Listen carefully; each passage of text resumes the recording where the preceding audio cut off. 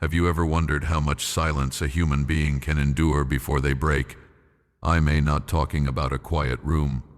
I may talking about the kind of silence that swallows you, hauleth silence of a Montana blizzard, where the wind screams so loud it drowns out your own thoughts, and the person standing next to you feels 1,000,000 miles away.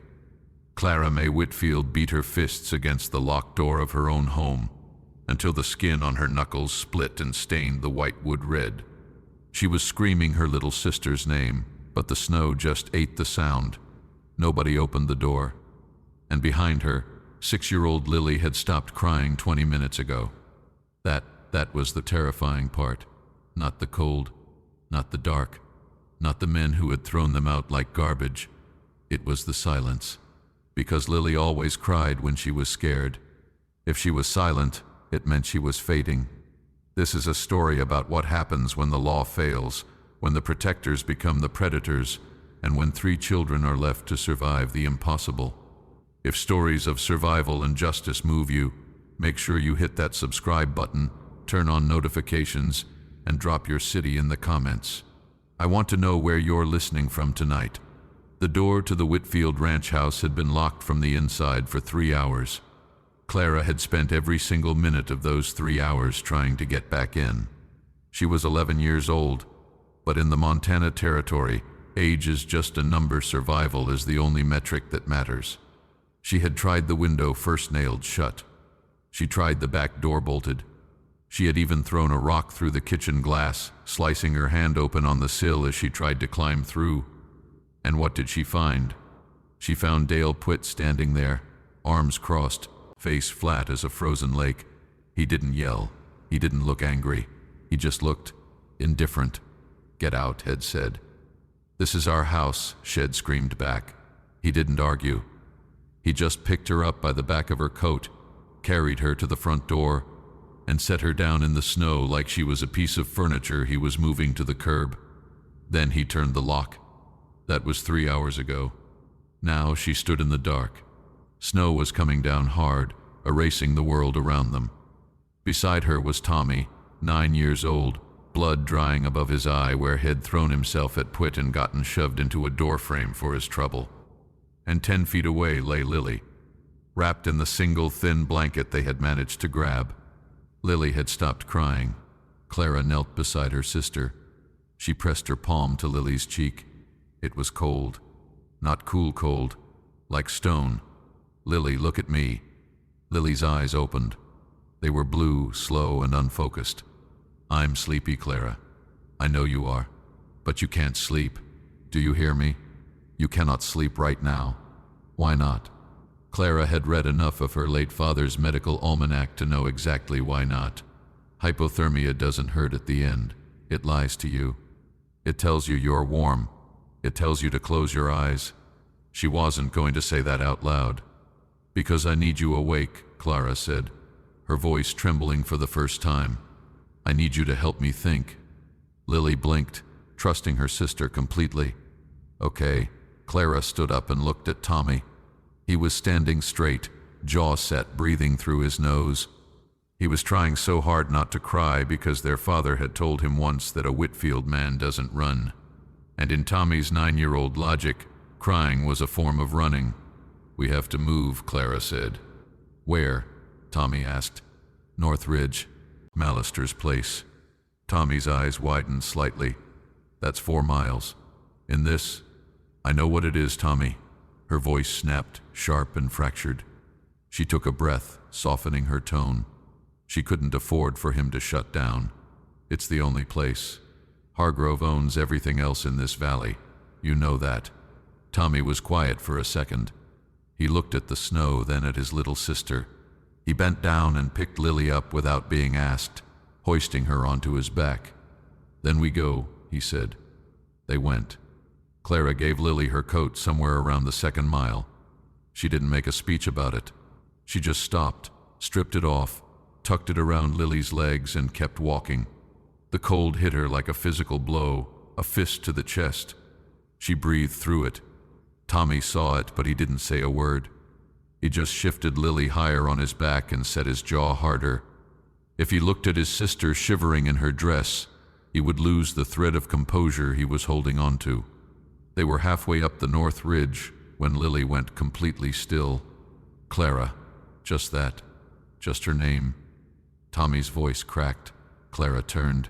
She saw Lily's head lolling against Tommy's shoulder. And for one terrible second she would never speak of to anyone. Eversh felt something inside her give way. It didn't break, but it bent badly in a direction the human soul isn't supposed to go. Then she pulled it back, put her down, keep her face out of the snow. Talk to her. Don't stop talking to her. What are you going to do? Tommy asked, panic rising in his throat. Clara looked at the dark void of the north ridge. It was still 1.5 miles away. She had no coat. Lily was unconscious. Her father was dead. Her mother was dead. Every adult who was supposed to protect them had been bought or buried. She did the only thing she had left. She tipped her head back and she screamed. Not words, not a name, just sound. Raw, desperate, furious sound hurled straight up into the indifferent Montana sky. She screamed until her throat tasted like copper, and against all odds, someone heard her. Elias Calloway had been riding for 6 hours without stopping. He was pushing his horse, Frost, harder than he should in this weather, running from memories that had teeth. He was about to make camp under a granite outcrop when the wind shifted and brought the sound to him. He didn't think. That was the thing he noticed later. There was no deliberation. His body turned the horse before his mind finished processing the sound. Frost moved like he'd been waiting for this, driving north through the drifts. 3 minutes later, Elias found them. He saw the little girl first, lying in the snow, then the boy kneeling beside her, and finally the older girl standing 20 feet away, screaming into the dark, coatless, shaking so violently her bones seemed to rattle. He stopped his horse. He kept his hands visible. "Hey," he said. Clara spun around. Her eyes were red-rimmed, her face distinctively white against the gloom. She planted herself between him and the smaller children. It was a movement that was entirely automatic and entirely heartbreaking. "Get away from us," she said. Her voice didn't shake. Elias noted that. Half frozen, terrified, but her voice was steady steel. "I'm not here to hurt you," Elias said. Every man who ever said that was lying. He stopped moving. He'll ever have the distance. How long has the little one been unconscious? Clara's face cracked, just a hairline fracture in her resolve. 10 minutes, maybe more. Then I need to get to her right now. You can fight me about everything else later, but right now, I need to get to her. Clara calculated. He could see her eyes scanning Himhai's hands, his horse, his face. She stepped aside, just barely. Elias was off Frost before the horse fully stopped. He knelt beside Lily, stripping off his heavy buffalo coat. He wrapped the child complete coat first, then blanket. He picked her up, pressing her against his chest, sharing his body heat. "She's alive," he said. Tommy made a small, choked sound. Clara closed her eyes for exactly 1 second, exhaled, and then opened them again. "Is there a place nearby?" Elias asked. "4 walls? Fury?" "Mrs. Mallister," Tommy said. "North Ridge." "Ride," Elias ordered. "You," he pointed at Tommy, "up front with me. He'll hold the little one. You," he looked at Clara, "take my hand. Don't let go." Clara looked at the offered hand. "Why are you helping us?" Elias didn't have a good answer. The truth was, he didn't know yet. Maybe he was just tired of riding past things.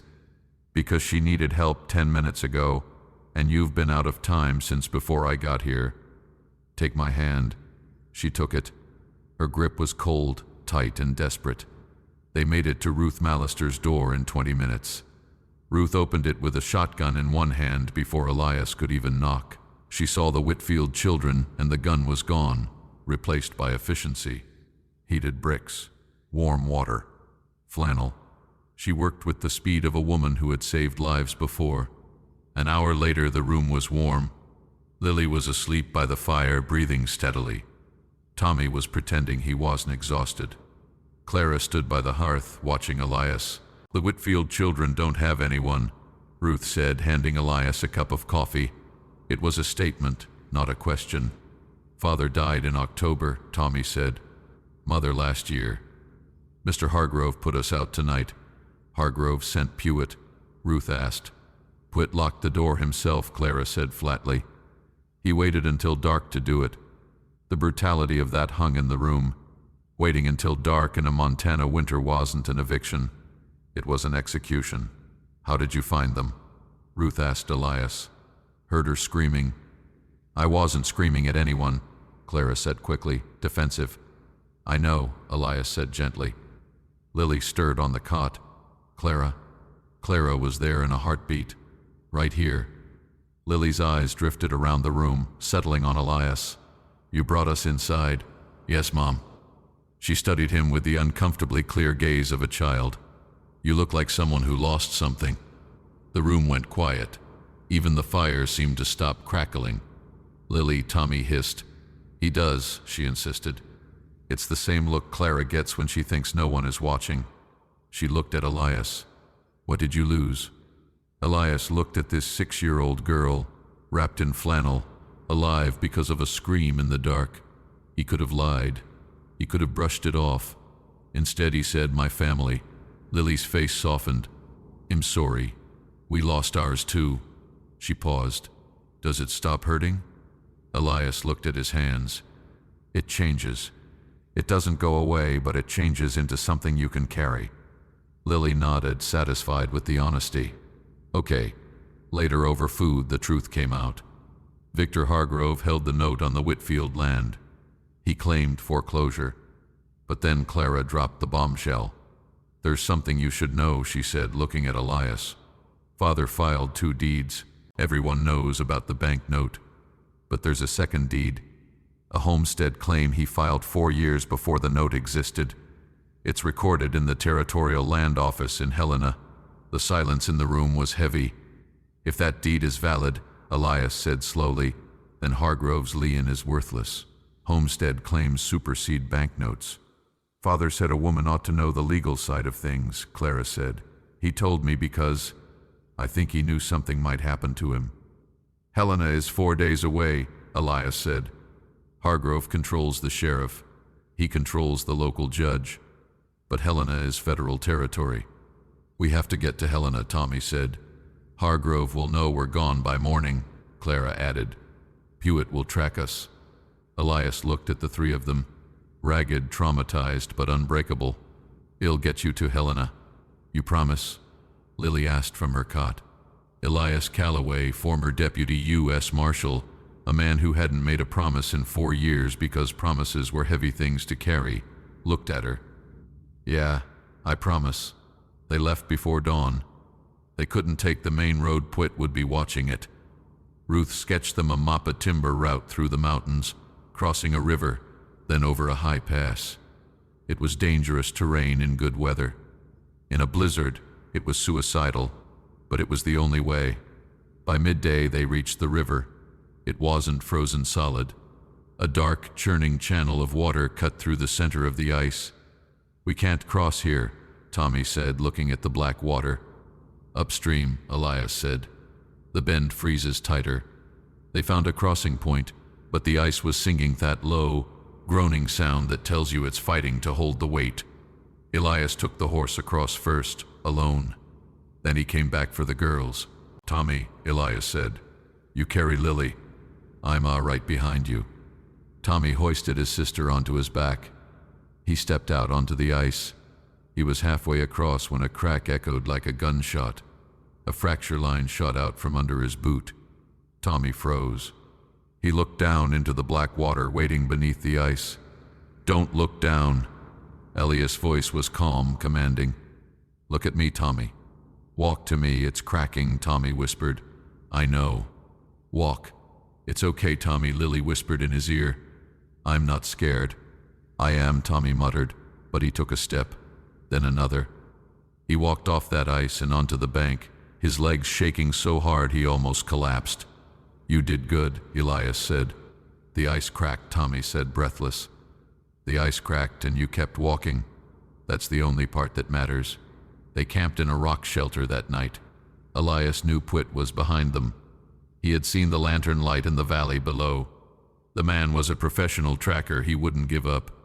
"Tell me about the pass," Clara said, sitting by the small fire. "It's high, exposed. We go over tomorrow. On the other side is a settlement. Reverend Holt. He's a good man. If we reach him, we have sanctuary. And if Pwit catches us on the pass, he won't." "You sound sure." "I'm a not," Elias admitted. "But I won't let him take you without a fight." Clara looked at him. "My father talked about a marshal once. A man who stood between people and trouble. He said this man knew the difference between law and justice." She paused. "Was that you?" Elias poked the fire. "Your father gave me more credit than I deserve." "Maybe. Or maybe you gave yourself less." The next morning, the pass tried to kill them. The wind was a physical weight pushing them back. The cold was absolute, but they climbed. They climbed until their lungs burned and their legs felt like lead. And when they reached the top, they saw its smoke rising from the trees below. Holt's settlement. But Elias also saw something else. Looking back the way they came, a small, dark figure was moving up the snowfield. "Pwit," he was gaining. "We have to move fast," Elias said. Down. They descended the eastern slope at a run. They reached the settlement just as the sun began to dip. Reverend Samuel Holt met them in the yard, an axe in his hand, looking like a man carved out of the mountain itself. "Calloway," Holt said, nodding as if he'd been expecting him. "Reverend, I need shelter, and I need to hide 3 children." Holt didn't ask questions. He ushered them inside, and that's when the twist happened. Inside the main hall, a man was working on a saddle. He looked up and Elias froze. It was Joe Tanner, a native tracker Elias had worked with years ago on a federal fraud case. "Heard you quit," Tanner said, his voice flat. "I did." "Heard why?" Tanner looked at the kids. "Who are they?" "Whitfields." Hargrove threw them out. Tanner's eyes narrowed. "Hargrove." He spat the name. "You know who Hargrove is, right?" "A corrupt landowner," Elias said. "No," Tanner said. 20 years ago, you put away a man named Cord Devo for federal fraud. Devo had a silent partner, a partner whose name never made the papers." Tanner stepped closer. "That partner was Victor Hargrove." The room went silent. "If Hargrove is Devo's partner," Clara said, her mind working fast, "that's a federal crime. That's not a local land dispute. That's prison." "Exactly," Tanner said. "I can testify. I was there. So we don't just need to file the deed," Elias realized. "We need to get you," he pointed at Tanner, "and the kids to Helena. We can take Hargrove down completely. But first, they had to survive the night." Pwit had arrived. He was circling the settlement. Holt came in from the cold. He's watching the main road. But there's a timber route to the east. It's narrow, dark, but it comes out on the federal highway. "We go tonight," Elias said. They moved out under the cover of darkness. The trees were thick, blocking out the stars. Elias led the horse. Tanner brought up the rear. They were ghost quiet, but Pwit was good. Half a mile into the woods, Elias heard it. The snap of a twig, the soft crunch of snow. Pwit hadn't stayed on the main road. He had anticipated them. Elias stopped. He handed the reins to Clara. "Keep moving. Don't stop." "What are you going to do?" she whispered. "The job." Elias melted into the trees. He circled back, moving with the silence of a predator. He saw Pwit's silhouette against the snow, rifle raised, waiting for the group to cross a clearing. Elias stepped out from behind a pine, his own rifle leveled. "Pwit." The man froze. "Don't," Elias said. "Hands." Pwit slowly raised his hands. "You're making a mistake, Calloway. You got no authority. You threw your badge away." "I got a rifle," Elias said. "And I got the truth. You know what Hargrove does to loose ends. You think he's going to let you live after you failed to kill these kids? You're a liability now." Pwit hesitated. "We have a witness," Elias pressed. "Joe Tanner. He connects Hargrove to federal crimes. We're going to Helena, and we're going to bury Hargrove. You can either be the man who tried to kill kids in a blizzard, or you can be the witness who gets a deal." The silence stretched. The wind howled through the trees. Pewitt looked at the darkness where the children had gone, then back at Elias. He lowered his hands. "I want the deal in writing," Pewitt said. They rode into Helena 2 days later. The moment they crossed the city limits, the air felt different. They were in federal jurisdiction now. Hargrove's paid-off sheriff couldn't touch them here. They walked into the federal land office. The clerk looked tired, but when Clara slapped the homestead deed onto the counter, he woke up fast. "This predates the lien," the clerk said, adjusting his glasses. "By 4 years. Legally, this land never belonged to the bank." Clara put her hands on the counter. She didn't smile. She just exhaled. A long, shuddering breath she felt like she'd been holding since the night the door was locked. "It's ours. It's yours, Miss Whitfield. You don't cloth." The trial of Victor Hargrove took 4 days. Tanner testified. Pewitt testified. But it was Tommy who stole the show. A 9-year-old boy stood in the witness box, looked at the man who had tried to kill his family, and told the jury exactly what happened. He didn't stutter. He didn't cry. He spoke with the weight of a man 3 times his age. Hargrove was sentenced to 20 years in federal prison. Outside the courthouse, the winter sun was bright and sharp. Clara stood on the steps, holding the deed against her chest. "So," Lily said, holding Elias' hand. "Where do we go now?" "Home," Clara said. "Our home." Lily looked up at Elias. "And you?" Elias looked at the road leading out of town. For 4 years, all he had done was run. He ran from the pain, from the memories, from the badge. But looking at these 3 kidskids who had walked through hell and come out the other side, realized he was done running. "Your father," Elias said to Clara, "he said a man can't outrun his shadow because it moves with him. I think I am finally ready to stop trying. Does that mean you're staying?" Lily asked. Elias smiled, a real smile this time. "Yeah, I reckon I've got some ranching to learn. And Tommy needs someone to teach him how to fix that fence properly." Clara looked at him, and for the first time, she looked like a child again. The weight was gone.